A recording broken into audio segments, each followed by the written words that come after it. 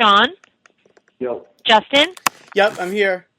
Okay, guys, go right ahead. Okay, thanks. Hey, Sean, how you doing? What's up, Josh?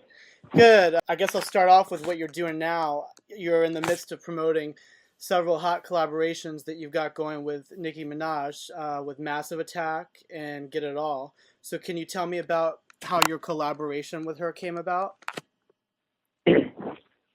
It was basically, just magic, man. I got a chance to meet Nikki, and I was a huge fan of hers. And she came to the studio to actually, for us just to meet. And she came to the studio, and I played her. I was playing her a couple records off my album, and she heard, she was listening to them, and there was one record that I wanted her to get on my album, and no, it was one of the records it was one record that I wanted her to get on. It wasn't on my album yet. It was just a record that I was working on, and I thought it was kind of hot, so I wanted to see what she thought about it.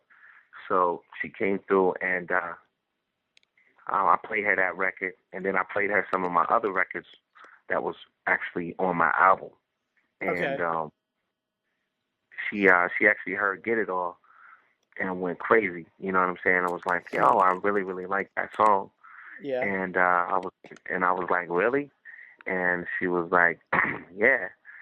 And she was like, I was thinking I wanted to get on that. Oh, yeah? And then I was like, I was thinking the same thing. Great minds think alike, so, right? yeah, so, she actually got on that record, graciously got on that record for me, and really delivered big for me. And then in turn, I started playing her some other records that I played her this one record that I felt like could be huge for her.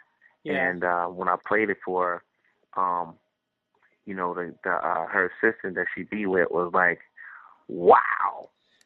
Wow. You know what I mean? And so then I went to another record. That record actually was Massive Attack. Okay. And then I went to another record, and then I went to another record, and then she was like, if it's not asking too much, can you go back to that record, that Massive record? And I was like, yeah. So I went back to that record and played it for her again. She said, can you play it for me one more time? I played it again, and she was like, wow. She was like, that's the direction that I want my album to be. So your first instincts were right in that case. Yeah, pretty much. You know what I'm saying? And, I've,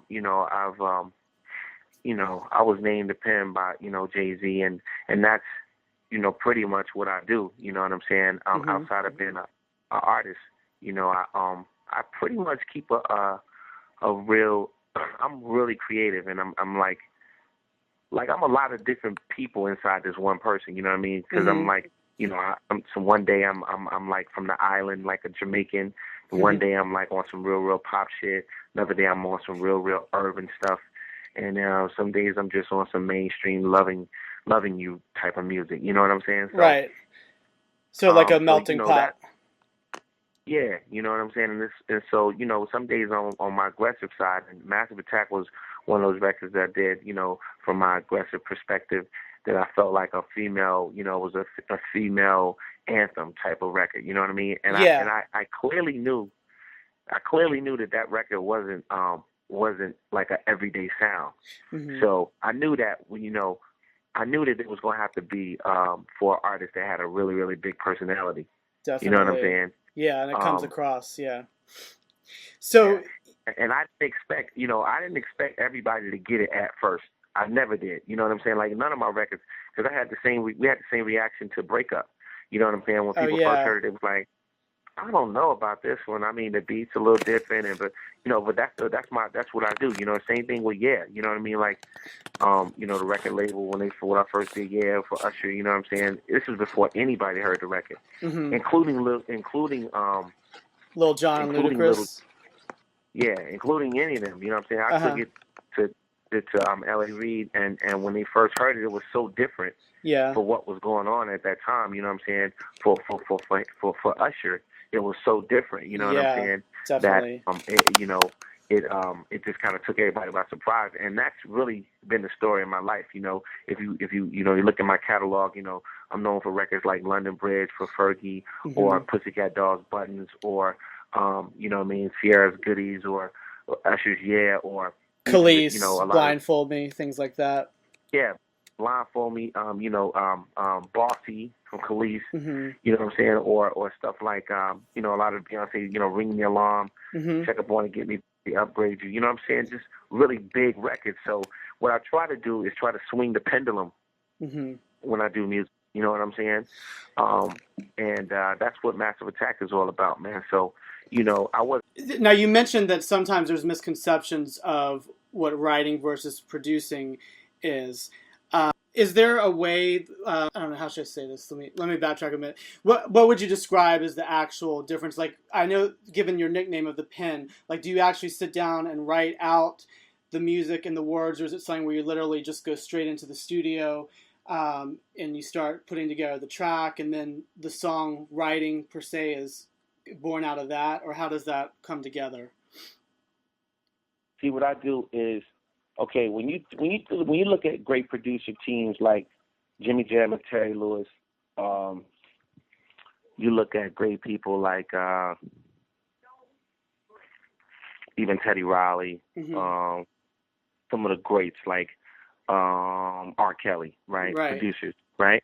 You know, R. Kelly is a great songwriter. He's a great producer because, see, what I do is I know a million producers that do tracks. But problem is a lot of producers that do tracks,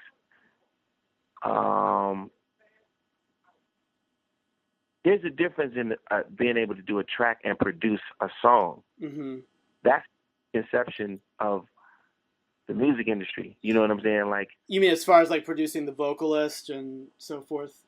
Well, creating, writing, producing is producing vocals. Producing is knowing to take out certain symbols, knowing what kind of crash don't work, what kind of drums don't work. You know, you have these people that will do beats and they just be beat, but they just be beats, but they don't have, they lack strings, they lack the sensitivity in a music. They had the hard beat for the club, but it lacked any kind of mood. It lacks any kind of feeling. You feel what I'm saying? It lacks a lot of emotion. Yeah. So when you put the lyrics in the song and you sing it a certain way, and then you go in behind that and add strings and add chords and add and do certain drops and do certain things that make you feel like, damn, that's a great club song, but it feels like a song, or it's a great club song, but it feels like an emotional sex song, or it's a great club record, but it also works at home when you're by yourself. You know what I'm saying? Just chilling. You understand what I'm saying? Yeah. That's producing. Okay. So there's a difference in, a lot of people don't understand that difference. That's why I say I'm not just a songwriter, I'm a producer, because, you know, when you take the record Papers, for instance, that was done for Usher, you know, it was done by a great producer by the name of Zaytoven, the track, right? Right. But there were certain things that we did with that track, and certain ways that I sung on that record and arranged that record to where it had a different emotion. Because, you know, Zaytoven would clearly tell you, like, I never done a record for an R&B singer. Understand what I'm saying? But I took that emotion, that church emotion that he had, and put it into a song and produced it to where it felt like it could work in the club. It felt like it could work, even though it was a slow song, it felt like it could work at home. It felt like it could work on the radio, and it was a move. It was you know what I'm saying? It had church chords on it. You know what I'm saying? But we brought a real emotion from that churchy side to a realistic side by saying, I damn near lost my mama.